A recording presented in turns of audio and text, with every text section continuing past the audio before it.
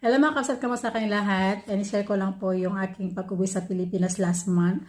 About sa mga uwi ng Pilipinas, share ko po ang about sa e-travel. Mga loves ko, ako umuwi ng Pilipinas kasi nanonood po ako sa YouTube sa mga tutorial. And based sa aking experience mga loves ko, ako po ay dual citizen. Gamit ko po yung DAS passport ko pa uwi ng Pilipinas. And hindi na po kinailangan yung e-travel based sa aking experience. Pero para sure mga loves ko, i-download nyo pa rin yung eCove BH and mag-register pa rin kayo para sure. Pero yun lang po aking experience. And pagbalik naman ng Netherlands, ako mga loves ko, gamit ko yung DAS passport ko.